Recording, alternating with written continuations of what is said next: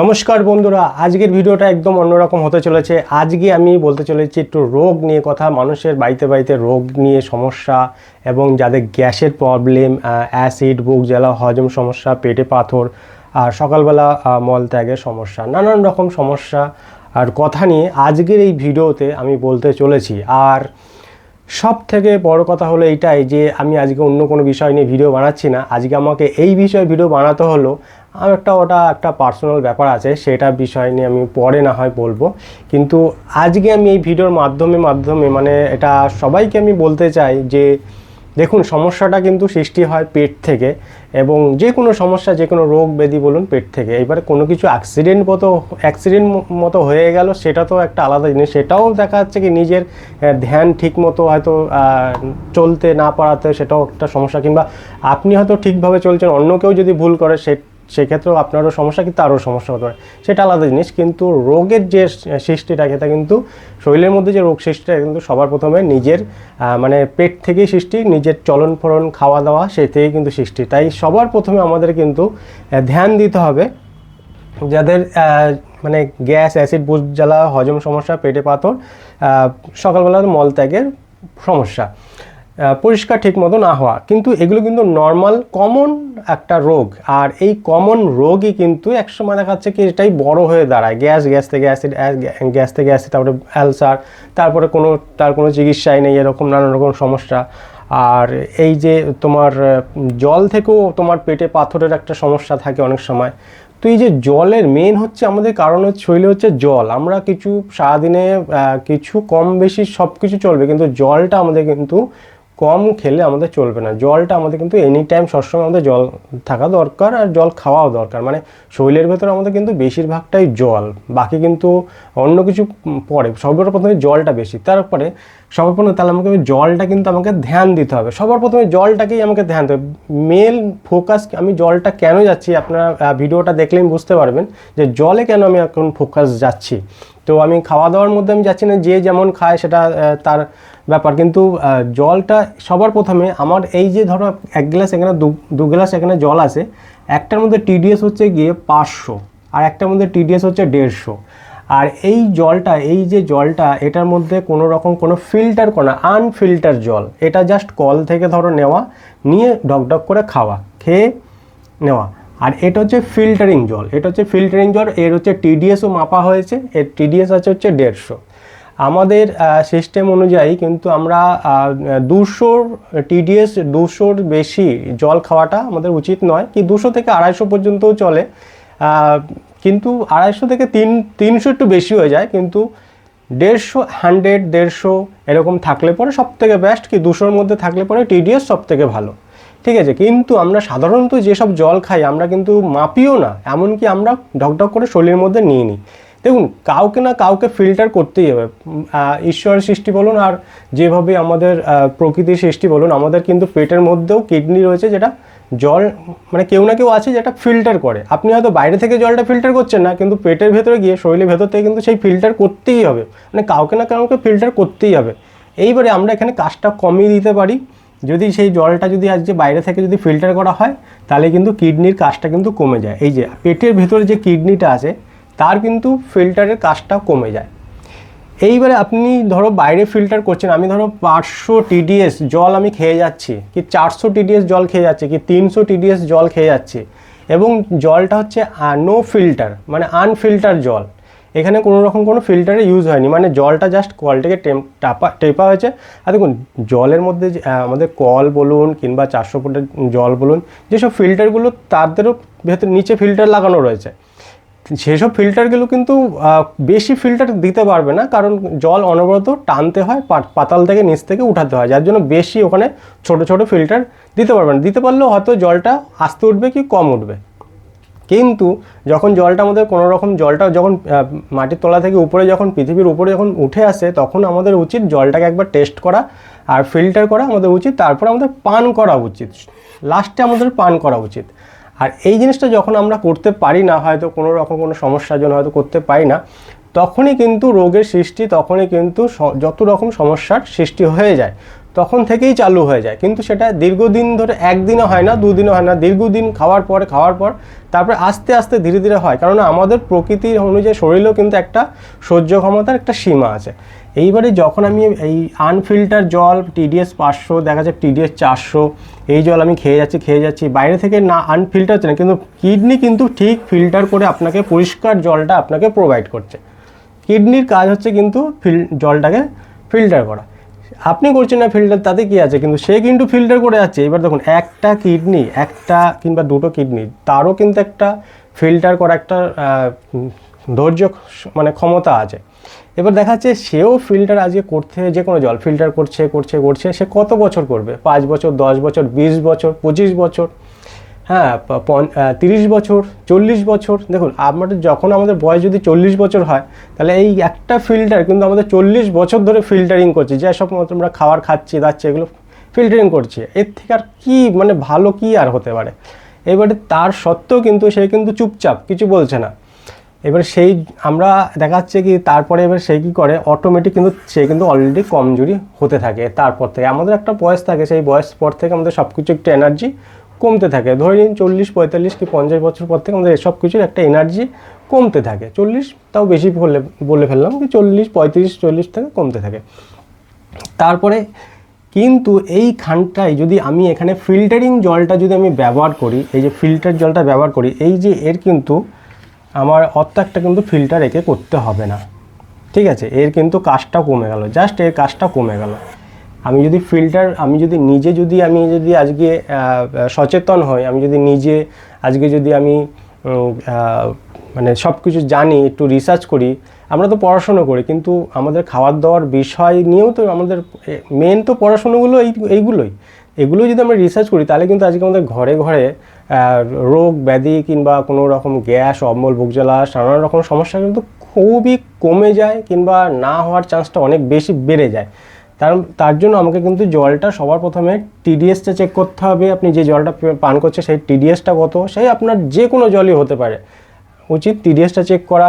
দেখলো আপনি এমন জল খাচ্ছেন, সেটা জল তো জলের মতোই লাগছে, কিন্তু খেয়ে যাচ্ছেন, কিন্তু কোনো কাজই হচ্ছে না। শরীরে যেমন সেরকম শরীরের স্কিন ফেটে যাচ্ছে, চামড়া ফেটে যাচ্ছে, পাদানের পা ফেটে যাচ্ছে, স্কিন ফেটে যাচ্ছে। তাহলে সেই জলটা আপনাকে কিন্তু মিনারেল একটু অ্যাড করে খেতে হবে। যদি মনে করেন যে আপনি এমনি কোনো জল কিনে খাচ্ছেন বা কিছু, সেখানেও আপনার TDSটা যদি কম থাকে, তাহলে একটু মিনারেলটা অ্যাড করে খেতে হবে। সেটাও মিনারেল যখন অ্যাড করবেন, মানে যখন সেটাও ফিল্টার জলটা অ্যাড করে খেতে হবে। তো মোটামুটি 100-150 মতো থাকলে পরে ভালো হয়। আচ্ছা, তা ফিল্টার যখন আমি খাচ্ছি, তখন কিন্তু অটোমেটিক আমার কিন্তু এখান থেকে ফিল্টারটা হচ্ছে, এবং গ্যাস, অ্যাসিড, বুক জ্বালা, হজম সমস্যা, পেটে পাথর, এইগুলো কিন্তু যেসব রোগগুলো এখানে নিচে লেখা আছে, এই সব রোগগুলোই শুধুমাত্র এই একটা জিনিস যখন আমি চেঞ্জ করলাম, এখান থেকে চেঞ্জ করাতে আমার এইটা কিন্তু সেফটি হয়ে গেল, প্লাস আমার এতগুলো রোগ কিন্তু অনেক আমার কিন্তু কমে গেল। কমতে বাধ্য কেন বলছি, যখনই আপনি কিডনিকে আপনি যখন স্পষ্ট ভালো জল দেবেন, তখন কিন্তু সে আপনার গ্যাস, অ্যাসিড, বুক জ্বালা, পেটে পাথর, এইগুলো কিন্তু সে মানে না হওয়ার চান্সটা অনেক বেশি। শুধুমাত্র একটা জিনিস আমাকে এটা বাদ দিতে হবে, এই জিনিসটা আমাকে বাদ দিতে হবে। আনফিল্টার জল এটা বাদ দিতে হবে। TDS যদি বেশি থাকে, সেই জলটা বাদ দিতে হবে। সেই জলটা অ্যাকচুয়ালি কাপড়, জামা কাপড়, থালা বাসন ধোয়ার জন্য জল।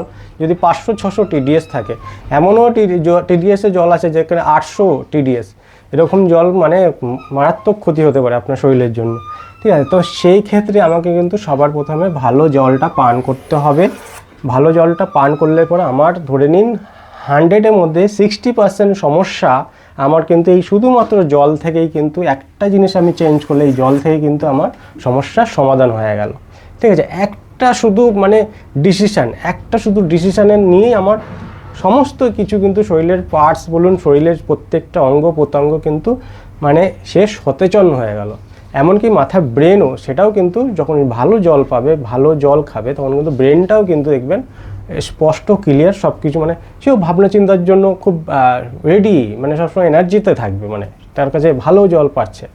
তো আমাকে প্রথম কথা হচ্ছে জলটা আমাকে দেখতে হবে, জলের দিকে ধ্যান দিতে হবে, কী জল খাচ্ছি সেটাকে দেখতে হবে।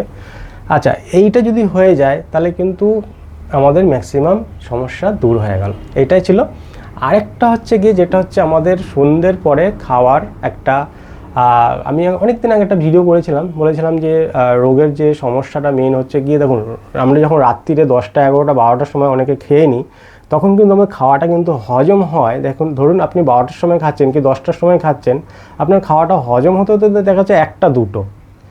আমাদের যে দেখালো লিভার, সে দেখা যাচ্ছে লিভার আছে, লিভারটা দেখা যাচ্ছে খাবারটা খেয়েছেন আপনি, এটা তো হজম করবে। এবারে পাকস্থলীতে যাচ্ছে, সে তো গিয়ে হজম করবে, সেই হজম হতে হতেই কিন্তু তারও তো একটা সময় লাগে। এমন তো না যে আপনি খেলেন 10টার সময় আর 11টার সময়তেই হজম হয়ে একদম খাবারটা হজম হলো, এমন তো নয়। আর আপনি দেখা যাচ্ছে 11টার সময় খেয়েও যদি আপনি যদি শুয়ে পড়েন, তাহলে তো ব্যাস হয়েই গেল। কারণ আমাদের যখনই পেটের মধ্যে খাবারটা যায়, তখন কিন্তু আমাদের কি বলবো, হজম করার জন্য যেরকম এরকম আমাদের যখন ভাত ফোটাই, তখন যেরকম দেখেছেন তো ভাতের হাঁড়িতে যেরকম ভাত এরকম এদিক এদিক করে ফোটে, গরমের মধ্যে ফোটে, ঠিক তেমনি কিন্তু পেটের ভেতরেও গরম হয়, সেটাও কিন্তু এরম করে যদি আপনি যদি নাও হাঁটাচলা করেন, সে কিন্তু তবুও এদিকে এরকম করে এদিক ওদিক থেকে মানে হজম করার সিস্টেমটা এরকমভাবেই প্রসেসটা চলে। এইবারে সেখানে দেখাচ্ছে, আপনি যদি দেখাচ্ছে আমরা দেখাচ্ছে 11টার সময় খেয়ে দিয়ে শুয়ে পড়ি কি 12টার সময় খেয়ে দিয়ে শুয়ে পড়ি, তাহলে কি তার খাবারটা হজম হতে নেই করে ধরো 2টো 2:30 3টে বেজে যাবে। এবার দেখুন, আমি সবাইকে বলছি না যে করতেই হবে, কারণ হয়তো অনেকের করাটা সম্ভবও না। কারণ দেখা যাচ্ছে কেউ এমনও সিকিউরিটি গার্ডে কাজ করে, কিংবা অনেক দেখা যাচ্ছে কেউ এমন কোনো কাজ করে সেখানে মানে সম্ভবই না হয়তো, তার তো তাহলে আর করার আর দরকার নেই, আর কীভাবে করবেন, তখন তো সমস্যা। হ্যাঁ, যে কদিন দেখা যাচ্ছে বাড়িতে ছুটিতে থাকেন, ছুটির সময় তো 1 দিন 2 দিন করতে পারেন, হয়তো সেখানেও হয়তো অসুবিধাও হতে পারে। কিন্তু দেখুন, যেটা সিস্টেম, আমি সেই সিস্টেম অনুযায়ী কথা বলছি। কে করতে পারবে না এটা বললে হয়তো অনেকটা সমস্যা, টাইমটা বেশি লেগে যাবে। হ্যাঁ, কী করা উচিত আর কী করা উচিত না। আচ্ছা, এই রিসার্চ আর কি করে দেখা গেছে, মানে অ্যাকচুয়ালি ধরতে গেলে কি, আমি এই ইনফরমেশানটা দিচ্ছি এই কারণে যে এই জিনিসটা করে অ্যাকচুয়ালি দেখা গেছে যে যারা সন্ধ্যা 6টা থেকে 7টার মধ্যে যারা খেয়ে নিচ্ছে, খুব জোর হলে 8টার মধ্যে খেয়ে নিচ্ছে, পরের দিন সকালবেলা যদি সে 8টায় খায়, পরের দিন সকাল ঠিক আছে, সকালে সে দেখলো আবার 8টায় শুরু করছে। আবার কেউ যদি 7টায় খাচ্ছে, তাহলে আবার সে 7টায় শুরু করছে। আর কেউ যদি 6টায় খাচ্ছে, তাহলে ধরে নিন তবুও সে 7টাতেই শুরু করছে। কারণ 6টা অবধি মানে আমাদের শরীরটাকে টাইম দিতে হবে। এবারে এই যে টাইমটা, এখানে টাইমটা কত হলো, নেই করে ধরো 12 ঘন্টা কিন্তু সময় পেয়ে গেল। কে পেলো সময়? আমাদের হজম যে লিভার পেলো, যে কোনো আর কি খাদ্য আমাদের যত প্রসেস আছে, সে কিন্তু টোটাল 12 ঘন্টা সময় পেয়ে গেল। কারণ আমি নিজে থেকে 12 ঘন্টা সময় দিচ্ছি, 12 ঘন্টা রেস্ট নিচ্ছি। আর আমি সারা দিনে আমি যত খুশি খাচ্ছি, টাইম আমি করছি না, টাইম আমার করার দরকার নেই, টাইম আমি করছি না, 10টায় খাচ্ছি, 11টায় খাচ্ছি, মানে দুপুর 2টোয় খাচ্ছি, দুপুর 3টেয় খাচ্ছি, ধরো আমি যা খুশি করি না, পেট ভরে খাচ্ছি, কিন্তু আমার মুখটা আমার স্টপ হয়ে যাচ্ছে কিন্তু আমার সন্ধ্যে 6টা থেকে 7টার মধ্যে, খুব জোরে 8টার মধ্যে আমার স্টপ হয়ে যাচ্ছে মুখটা। এবার মুখ যখন আমার স্টপ হয়ে যাচ্ছে, তখন কিন্তু যে 8টার পরে কিন্তু ধরি না আমি 8টা পর্যন্ত, 8টার পরে 8টা পর্যন্ত খাওয়া বন্ধ করে দিলাম, তাহলে কি হবে 9টা 10টা 11টা 12টা। এবার দেখুন, খাওয়া বন্ধ করতে করতে কেউ তো আর শুয়ে পড়ছে না, কি আমি তো শুচ্ছি না, আমার 8টা থেকে 9টা 10টা 11টা 12টা, 11টায় ধরেন 3 ঘন্টা ধরো আমি জেগে থাকছি, 3 ঘন্টা হাঁটাচলা করছি, কাজকর্ম করছি, এদের সাথে গল্প গুজব করছি, ততক্ষণে দেখা যাচ্ছে কি আমার খাওয়াটা কিন্তু অটোমেটিক অর্ধেক হজমের প্রসেস কমপ্লিট করে ফেলেছে। আচ্ছা, আমাদের পেট কিন্তু বেশিরভাগ সময়টা 3টের পর থেকে, ভোর 3টের পর থেকে কিন্তু সে একটা প্রসেস বানায়। সে প্রসেসটা দেখা যাচ্ছে তার মল ত্যাগের জন্য একটা প্রসেস তৈরি করে। তো 3টের পর থেকে যখন মল ত্যাগের জন্য প্রসেসটা তৈরি করে, কারণ তার 7টা থেকে 6টার মধ্যে তাকে সকাল 6টা থেকে 7টার মধ্যে তাকে মলটা ত্যাগ করতে হবে, তাই তো? মলটা আমাকে ত্যাগ করতে হবে, ঠিক আছে? মলটা আমার ত্যাগ করার জন্য কিন্তু সেই সময়টা লাগছে কত, 3টে থেকে মানে কি ভোর 4টে থেকে সকাল 6টা পর্যন্ত। সে একটা প্রসেস বানায়, সেই প্রসেসে আগের দিন রাত্রির আগের দিন সকালে সারাদিনে যত কিছু খাওয়া হয়েছে, সেটাকে হজম করে তার প্রোটিন বের করে শরীরের মধ্যে দিয়ে বাদ বাকি এক্সট্রা যত কিছু আছে, সেটা কিন্তু পরের দিন সকালবেলা 6টা থেকে 7টার মধ্যে যখন আপনার টাইম সেটাকে বের করে দেওয়ার কিন্তু একটা প্রসেস চলে। সেই প্রসেস চলাকালীন কিন্তু আমরা তখন ঘুমিয়ে থাকি, যা সাধারণত ভোর 3টের পর থেকে সকাল 6টা পর্যন্ত আমরা সাধারণত ঘুমিয়ে থাকি। তো কি সে কিন্তু তার কাজ করে, ঠিক আছে। তো এবারে তাকে যদি আমি ধরে নিন আমি 2টোর সময় যদি খাওয়া দাওয়া করি কি 12টার সময় খাওয়া দাওয়া করি, এবারে খাবারটা আমার হজম হতে হতে দেখা যাচ্ছে 3টে, হ্যাঁ। এবারে সে খাবারটা হজম করবে কখন, আর যে মল ত্যাগের যে একটা সিস্টেম সেই প্রসেসটা সে চালাবে কখন। অ্যাকচুয়ালি দেখতে গেলে কিন্তু এরকমভাবে চললে পরে শরীর কিন্তু কখনোই রেস্ট পাচ্ছে না। রেস্ট বলে যে কী জিনিস সেটা কিন্তু শরীর পারছেই না। আর আমি যদি সন্ধ্যা 6টা থেকে 7টা 8টার মধ্যে খাওয়াটা খতম করে দিই, তাহলে কিন্তু আমার শরীরেও কিন্তু সমস্ত কাজকর্মগুলো করে, যেরকম আমাদের সংসারে কাজকর্ম থাকে ঠিক তেমনি কিন্তু শরীরের মধ্যেও কাজ থাকে, তা সমস্ত কাজগুলো করে শরীর নিজেকেও রিভাইভ করার কিন্তু একটা সময় পেয়ে যায়। আর এই যে রিভাইভ করার যে একটা সময়, এটার মধ্যে থেকে কিন্তু এই যে ধরো লিভার কিন্তু লিভার কিন্তু অটোমেটিক নিজেকেই সারিয়ে ফেলে, ঠিক আছে। তো এই যে আপনার শরীরে কোনো দেখা যাচ্ছে ঘাটতি রয়েছে, কোনো রকম কোনো ড্যামেজ রয়েছে, কোথাও কেটে গেছে হচ্ছে, কিন্তু সেটাকে পরিপূর্ণ করার জন্য খুব বেশি সময় পেয়ে যায়। মেন হচ্ছে সময়েরই খেল। তো শরীরকে যত বেশি সময় দেওয়া হবে সেইগুলো প্রসেস করার জন্য, তত তাড়াতাড়ি কিন্তু আপনার রোগ ব্যাধি যা আছে কিন্তু সেরে যাবে। আর এটা করতে পারলে এই যে 6টা সকাল 6টা থেকে সকাল না সন্ধ্যে 6টা to 7টা, ঠিক আছে। আবার ধরো আমি খাওয়াটা স্টার্ট করব, মুখ চালু করব 8টা থেকে, মুখ চালু আবার রাত 8টা, ঠিক আছে। কি আপনি ধরলে 6টা থেকে সকাল 6টা থেকে স্টার্ট, সন্ধ্যা 6টা থেকে 7টা, আমি কি বলছি, হ্যাঁ তাই তো, সন্ধ্যা, এটা হচ্ছে সন্ধ্যা, এটা যাচ্ছে সন্ধ্যা, ঠিক আছে। সন্ধ্যা 6টা থেকে 7টা, আর কিন্তু পরের দিন সকালে খাওয়া হবে 8টা থেকে। এটা আমি সাধারণত এই রুলসে ফলো করি। আমার এখানে আমি সন্ধ্যা 6টা থেকে বলেছি তো, কখনো কখনো আমার 8টা হয়ে যায়, যার জন্য আমি এখানে 8টা ধরেছি, 8টা। এটা সব থেকে আমার কাছে বেস্ট লাগে, এই যে 7টা থেকে 8টা, কারণ ওই সন্ধ্যে 6টার টাইম বাদ দিই, কারণ 6টার সময় হয় না, খাওয়া বলে লাভ নেই। 7টা থেকে 8টা, আর পরের দিন হচ্ছে সকাল 8টা থেকে সন্ধ্যা 8টা, এটা সব থেকে বেস্ট। এখানেও আমি তাহলে 8টা করে দিই, সব থেকে ভালো হবে। এটা হলো টাইম, ঠিক আছে। সকাল 8টা থেকে সন্ধ্যা 8টা পর্যন্ত এখানে মুখ বন্ধ, এখানে টোটাল মুখ বন্ধ, ঠিক আছে। আবার এখান থেকে হয়ে গেল চালু, ঠিক আছে। এখান থেকে সন্ধ্যা 8টার পরে মুখ বন্ধ, আর সকাল 8টার পর থেকে মুখ চালু। এই যে প্রসেসটা, এই যে একটা সিস্টেম, এই যে একটা হিসাব, এটা কিন্তু সেম টু সেম হিসাব। 12 ঘন্টা খাচ্ছি তো কাজ করছে শরীর, 12 ঘন্টা খাচ্ছি না তো কাজ করছে না শরীর, কাজ করার পরে রেস্ট পাচ্ছে শরীর। তো এই যে এতক্ষণ ধরো একটা প্রসেস, এই প্রসেসটা করলে কি হবে, এই রেজাল্টটা কি দাঁড়াবে, রেজাল্টটা আমার এইটাই দাঁড়াবে, রেজাল্ট আমার এইটাই দাঁড়াবে।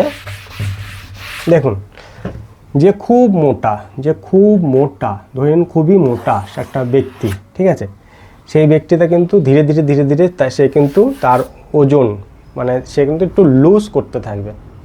একটু যে ধরো ওজন খুব বেশি তার কিন্তু একটু অটোমেটিক লুজ হতে থাকবে। এবারে যাদের ধরুন অতিরিক্ত রোগ ব্যাধিতে ভর্তি, তাদের কিন্তু অটোমেটিকলি সব রোগগুলো কিন্তু আস্তে আস্তে শরীর থেকে গায়েব করতে শুরু করবে। তখন দেখা যাচ্ছে কি সে ওষুধ ছাড়তে, এমনও দেখা যাচ্ছে ওষুধও খেতে সে ছাড়তে বাধ্য, ওষুধ ছেড়ে দিতেই হবে তাকে, এরকম একটা ব্যাপার দাঁড়াবে। সেটা তো যাই হোক, আমি অত ভেতরে আমি যাচ্ছি না, কিন্তু সিস্টেমটা আমার কাছে ভালো লেগেছে, তাই আপনাদের সাথে শেয়ার করলাম। প্রথমে আমি শেয়ার করলাম জলের কথা, তারপরে শেয়ার করলাম যে রাত্রিরে খাওয়ার কথা। আর এই যে এই অভ্যাসটা যদি করা যায়, আর এটা প্রমাণিত, এই যে সিস্টেমগুলো প্রমাণিত, মানুষের রোগ ব্যাধি ছাড়াতে অনেক সাহায্য করে। সব কিছু যে ওষুধের দ্বারাই সব কিছু নির্মূল হয় এমন কোনো মানে নেই।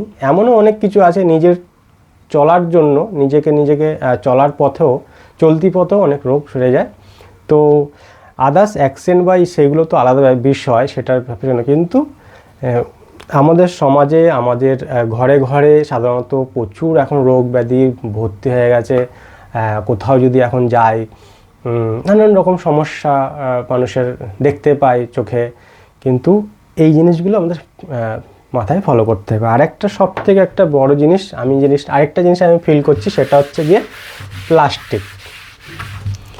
সেটা হচ্ছে ক্যারি প্যাকেট কি প্লাস্টিকের খাবার। এই প্লাস্টিক জিনিসটাই ধীরে ধীরে জীবন থেকে আউট করতে হবে। যেমন ধরুন প্লাস্টিকের জলের বোতল, বাচ্চাদেরকে তো দেবেন না প্লাস্টিকের জলের বোতল, দরকার হলে তামার জলের বোতল ইউজ করতে হবে, কিংবা অন্য স্টিলের তাও চলবে। যেমন প্লাস্টিকের জলের বোতল, প্লাস্টিকের টিফিন কোটো, প্লাস্টিকের জলের ডাব্বা, প্লাস্টিকের কোটো, যত প্লাস্টিক আছে সেগুলোকে আমাদের ধীরে ধীরে জীবন থেকে মুছে ফেলতে হবে, কি ফেলে দিতে হবে ঘর থেকে। এই প্লাস্টিকের জন্য কিন্তু সবথেকে বড় একটা রোগ আমি দেখতে পাচ্ছি, সেটা অনেকে দেখাচ্ছে কি বিড়ি সিগারেট এগুলো খায় না, তবুও দেখা যাচ্ছে তার এমন একটা রোগ হচ্ছে, সেই রোগের কোনো ওষুধই নাই।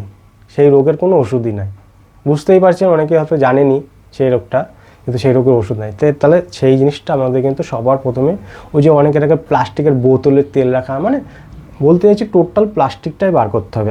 আপনার আগেকারের মানুষের কথা ভাবেন না, আগেকারের মানুষের কিন্তু এত প্লাস্টিকের কোটো ডাব্বা ফাব্বা, প্লাস্টিকের ফাইবার কিচ্ছু ছিল না।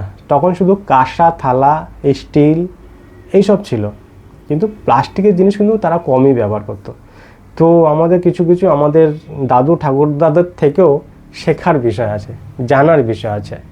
তাই আজকে আমি যেসব কথাগুলো আপনাদের সাথে শেয়ার করলাম, এটা আমি জাস্ট একটা রিসার্চ করে পেয়েছি, এবং আমি আমার জীবনের একটা অভিজ্ঞতা থেকে পেয়েছি। বেঁচে থাকার একটা থেকে যখন আমি দেখলাম যে মানুষের এই রোগ হচ্ছে আমারও তো হতে পারে, তারপরে সেটার বিষয়ে রিসার্চ করা, সেই সব রিসার্চ করে আমি আজকে যেসব জিনিসগুলো জানতে পেরেছি সেগুলো আপনাদের সাথে শেয়ার করলাম। আর আমার এটা বিশ্বাস, যদি এভাবে চলা যায়, প্লাস্টিককে ফেলে দেওয়া যায়, প্লাস্টিককে যদি কম ইউজ করা যায়, এটা মারাত্মক রোগ থেকে অনেক মানুষের বেঁচে যাবে।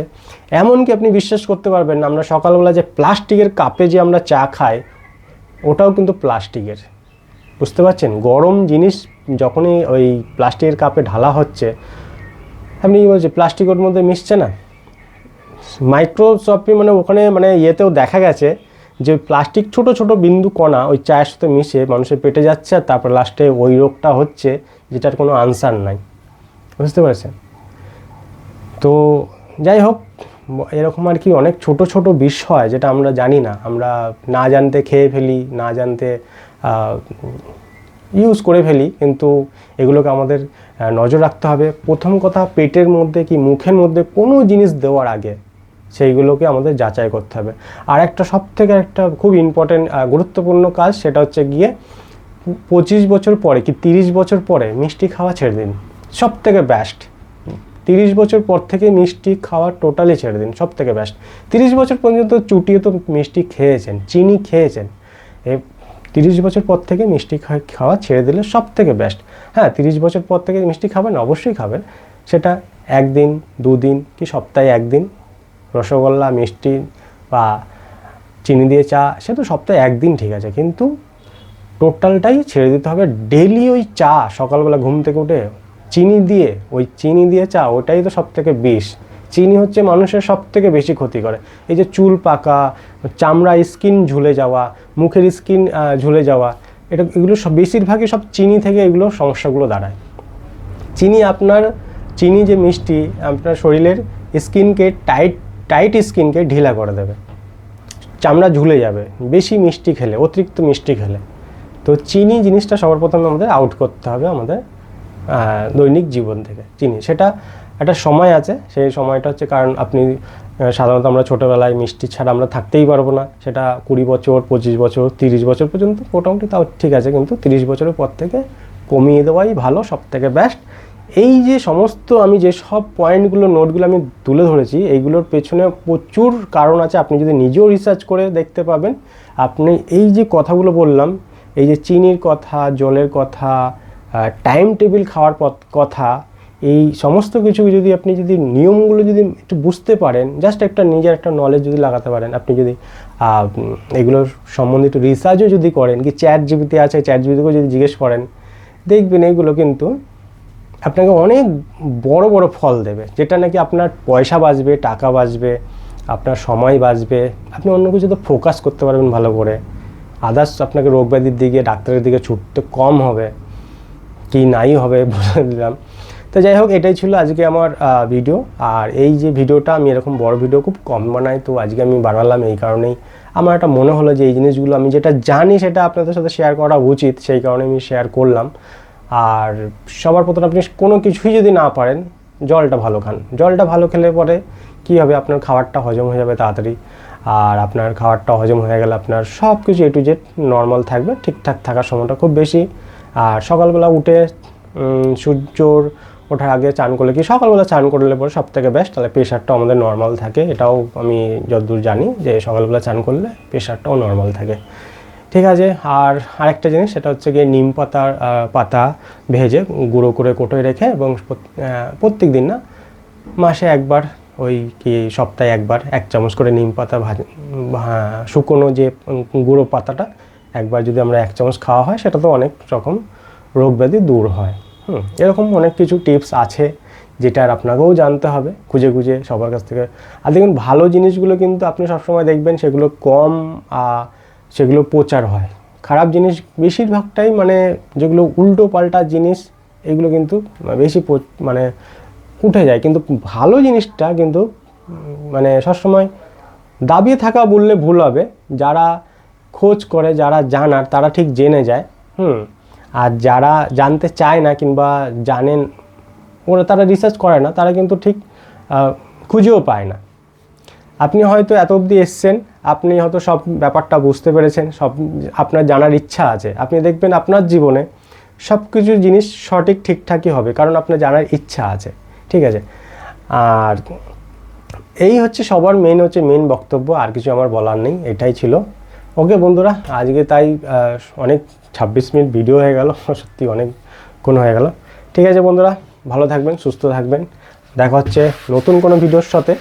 তবে এই বিষয়ে তো এখন আর ভিডিও আপাতত বানাচ্ছি না, আবার অন্য কোনো রিসার্চ, আবার হয়তো আমি আমার 5 বছর 6 বছর পরে যদি আবার কোনো নতুন কোনো আমি কিছু জানতে পারি, নতুন কোনো কিছু যদি শিখতে পারি। আর আমি এই সবগুলো জানতে পেরেছি, একটা বিশ্বরূপ একটা ডাক্তার আছে, সেই ডাক্তারের থেকে আমি এগুলো জানতে পেরেছি। ঠিক আছে। সে অনলাইন এবং বাইরেও চিকিৎসা করে, অনেক বড় বড় রোগও তারা সারাই করে। তারা অ্যালোপ্যাথি ওষুধের দিকে থাকে না, তারা একটু অন্য, তাদের চিকিৎসার পদ্ধতিটা একটু অন্যরকম।